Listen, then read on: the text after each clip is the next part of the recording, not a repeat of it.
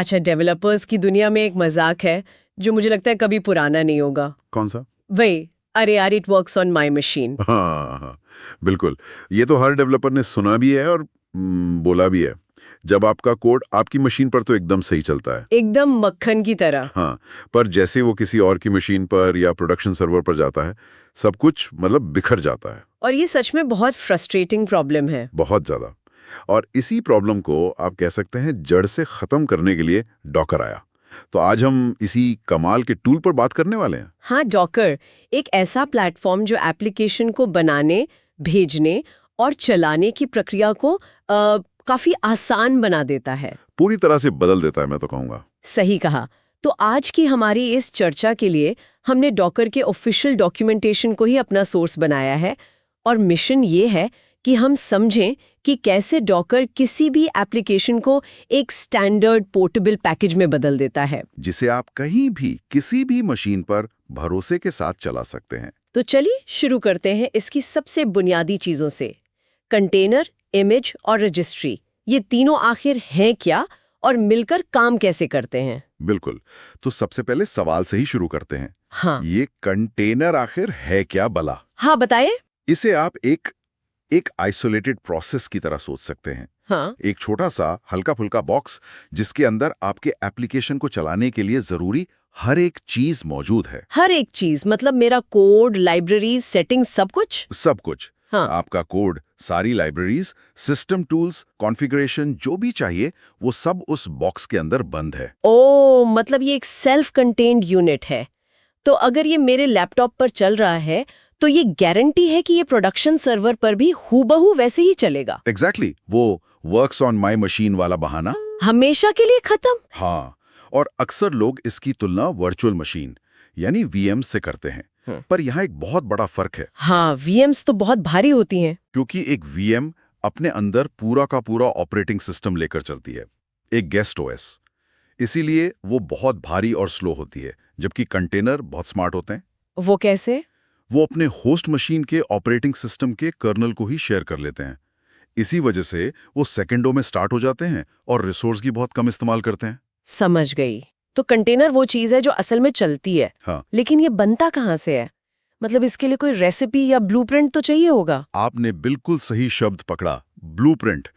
Docker की दुनिया में इसी ब्लूप्रिंट को इमेज कहते हैं। Image, okay. इमेज एक रीड ओनली टेम्पलेट है जिसमें कंटेनर बनाने के सारे निर्देश होते हैं।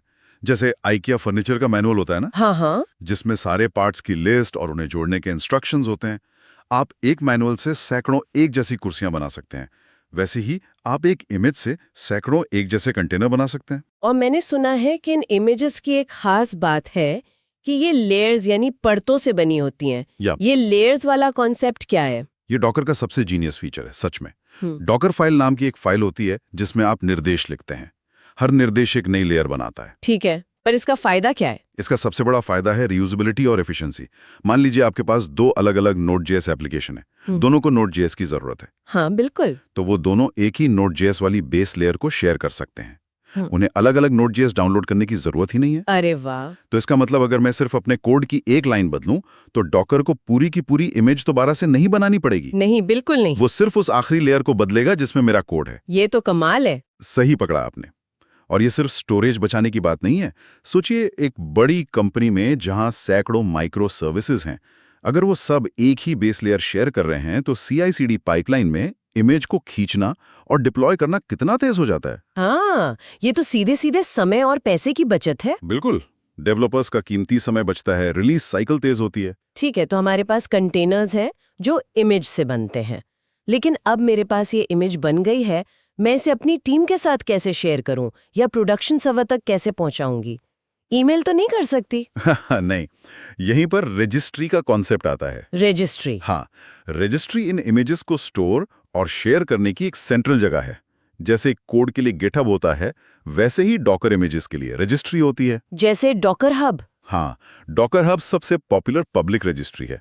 वहां आपको लगभग हर सॉफ्टवेयर की ऑफिशियल इमेजेस मिल जाएंगी। बस एक छोटा सा फर्क समझ लेना जरूरी है, रजिस्ट्री और रिपॉजिटरी। ओके, बताइए। रजिस्ट्री पूरा स्टोर हाउस है जैसे डॉकर हब, और रिपोजिटरी उस स्टोर हाउस के अंदर आपकी इमेजेस का एक खास कलेक्शन है, जैसे my user name, my app. समझ गई। चलिए अब थ्योरी से थोड़ा प्रैक्टिकल पर आते हैं। मान लीजिए मुझे अपनी एक Node.js ऐप को डॉकराइज करना है, मुझे एक इमेज बनानी है, तो मैं कहाँ से शुरू करूंगी? आप हमेशा किसी बुनियाद पर ही कुछ बनाते हैं, यहीं पर डॉकर फाइल काम आता है। डॉकर फाइल, ओके, ये एक टेक्स्ट फाइल है। हाँ, जिसमें आप स्टेप बाय स्टेप निर्देश लिखते हैं। पहला निर्देश हमेशा फ्रॉम होता है। आप बताते हैं कि आपको कौन सा बेस चाहिए, जैसे फ्रॉम नोड 22-alpine। अच्छा, तो इससे मुझे एक छोटा सा OS मिल गया जिसमें Node.js पहले से है। एकदम, बेस तैयार है। अब अगला स्टेप है वर्कडिर ऐप। इससे आप कंटेनर के अंदर एक डायरेक्टरी बना देते हैं। फिर कॉपी डॉट डॉट कमांड से अपने लैपटॉप से सारा कोड उस डायरेक्टरी में कॉपी कर देते हैं। और मेरी ऐप की जो डिपेंडेंसीज हैं, जो package.json में लिस्टेड हैं, उनका क्या? उसके लिए है रन कमांड। आप लिखेंगे रन npm install। ये कमांड इमेज बिल्ड होते समय चलेगा और सारी डिपेंडेंसीज को इंस्टॉल कर देगा। और आखिर में? आखिर में आप cmd कमांड का इस्तेमाल करते हैं, जैसे cmd node server.js। ये बताता है कि जब कोई इस इमेज से कंटेनर बनाएगा तो डिफॉल्ट में कौन सी कमांड चलानी है। ये सब लिखने के बाद मैं डॉकर बिल्ड कमांड चलाऊंगी और मेरी इमेज तैयार। लेकिन आपने बिल्ड कैश की बात की थी, उसे ऑप्टिमाइज कैसे करें? ये एक प्रो टिप है। Docker layer by layer cash करता है। तो डॉकर फाइल को इस तरह से स्ट्रक्चर करें कि जो चीजें कम बदलती हैं वो ऊपर हों और जो बार बार बदलती हैं वो नीचे। जैसे आपकी डिपेंडेंसीज package.json रोज-रोज नहीं बदलती, लेकिन आपका कोड बदलता है। तो पहले कॉपी package.json डॉट करें, फिर रन npm इंस्टॉल करें। ओह, इसके बाद कॉपी डॉट डॉट से बाकी का कोड कॉपी करें। समझ गए। इससे होगा ये कि अगर मैं सिर्फ अपने कोड में बदलाव करती हूँ तो डॉकर को npm इंस्टॉल दोबारा चलाने की जरूरत नहीं पड़ेगी। वो पुरानी कैश की हुई लेयर ही इस्तेमाल कर लेगा। बिल्ड तो सेकंडों में हो जाएगा। एग्जैक्टली। और एक बार इमेज बन गई तो उसे शेयर करने के लिए है डॉकर पुश कमांड। लेकिन उससे पहले आपको उसे सही से टैग करना होता है। ठीक है, तो ये तो एक सिंगल कंटेनर वाली ऐप के लिए था, लेकिन असल दुनिया में तो एप्लीकेशन कॉम्प्लेक्स होते हैं। एक वेब सर्वर, एक डेटाबेस, शायद एक रेडिस कैश। तो क्या मुझे इन सब के लिए 3 अलग-अलग डॉकर रन कमांड चलाने होंगे? ये तो बहुत झंझट का काम लगता है। और आप बिल्कुल सही हैं। ये बहुत झंझट का काम है और इसमें गलतियों की बहुत गुंजाइश है। तो इसका क्या सॉल्यूशन है? इसी प्रॉब्लम को सॉल्व करने के लिए बनाया गया है डॉकर कंपोज। Docker compose? हाँ, ये एक टूल है जिससे आप एक सिंगल YML फाइल, जिसे compose.yml कहते हैं, में अपनी पूरी मल्टी कंटेनर एप्लीकेशन को डिफाइन कर सकते हैं। मतलब एक ही फाइल में सब कुछ, web server, database, network, port, सब? हाँ, सब कुछ। फिर आप सिर्फ एक कमांड चलाते हैं, डॉकर कंपोज अप, और डॉकर कंपोज आपके लिए वो पूरा एनवायरनमेंट खड़ा कर देता है। नेटवर्किंग, वॉल्यूम, डिपेंडेंसीज, सब कुछ अपने आप मैनेज हो जाता है। ये तो डेवलपमेंट के लिए गेम चेंजर है। बिल्कुल है। अच्छा, एक और एडवांस टॉपिक है जिसके बारे में मैंने सोर्सेज में पढ़ा, मल्टी स्टेज बिल्ड। ये क्या करता है? ये इमेज ऑप्टिमाइजेशन की एक बहुत ही शानदार टेक्निक है। प्रॉब्लम ये है कि जब हम मान लीजिए एक जावा या गो एप्लीकेशन बनाते हैं तो हमें बिल्ड के लिए कंपाइलर और बहुत सारे बिल्ड टूल्स की जरूरत होती है। हाँ बिल्कुल। लेकिन जब एप्लीकेशन बन जाता है तो हमें उसे चलाने के लिए सिर्फ वो बनी हुई बाइनरी फाइल चाहिए होती है। उन सारे बिल्ड टूल्स की तो कोई जरूरत ही नहीं होती। लेकिन वो सब हमारी फाइनल इमेज में पड़े रहते हैं, जिससे इमेज का साइज बेवजह बड़ा हो जाता है ना। हम बिल्डर कहते हैं एक बड़ी इमेज का इस्तेमाल करके कोड को कंपाइल करता है। और दूसरा स्टेज एक बहुत ही छोटी मिनिमल बेस इमेज से शुरू होता है और पहले स्टेज से सिर्फ और सिर्फ वो बनी हुई बाइनरी फाइल कॉपी कर लेता है। स्रोत में एक जावा एप्लीकेशन का उदाहरण दिया गया था।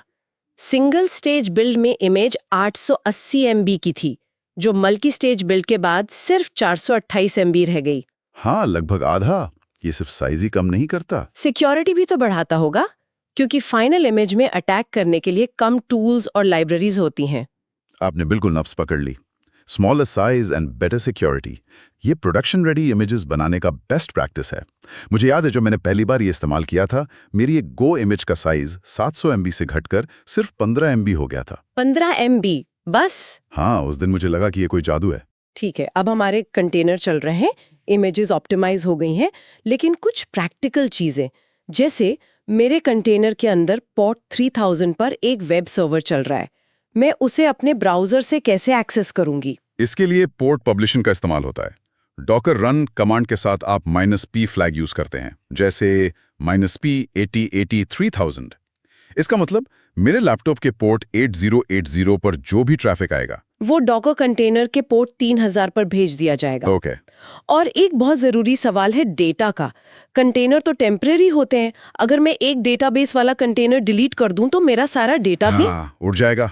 तो इसका क्या समाधान है? इसके लिए दो तरीके हैं। पहला और सबसे रेकमेंडेड तरीका है वॉल्यूम्स।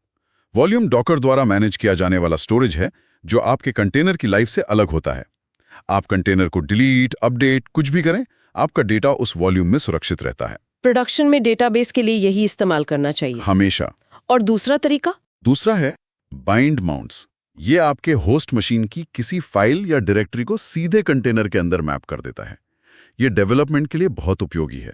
अच्छा, मतलब मैं अपने कोड में कोई बदलाव करूंगी तो वो तुरंत कंटेनर में दिखने लगेगा, बिना इमेज को दोबारा बनाए। हाँ बिल्कुल। तो अगर मैं समराइज करूं, जरूरी डेटा के लिए वॉल्यूम्स और डेवलपमेंट के दौरान कोड सिंक करने के लिए बाइंड माउंट्स। परफेक्ट। और आखिर में आप डॉकर रन के साथ बहुत सी डिफ़ॉल्ट सेटिंग्स को भी बदल सकते हैं, जैसे मेमोरी से रैम लिमिट, सीपीयू से सीपीयू लिमिट या -e फ्लैग से एनवायरनमेंट वेरिएबल्स पास कर सकते हैं। तो आज की पूरी चर्चा का सार निकालें तो डॉकर कंटेनरों के जरिए it works on my machine की प्रॉब्लम को हमेशा के लिए सॉल्व कर देता है। हाँ बिल्कुल। इमेज एक रेसिपी की तरह है जो आपके एप्लीकेशन को चलाने के लिए जरूरी हर चीज को एक पोर्टेबल पैकेज में बंद कर देती हैं। और डॉकर, कंपोज और मल्टी स्टेज बिल्ड जैसी तकनीकें इस पूरी प्रक्रिया को बेहद एफिशिएंट और सिक्योर बनाती हैं।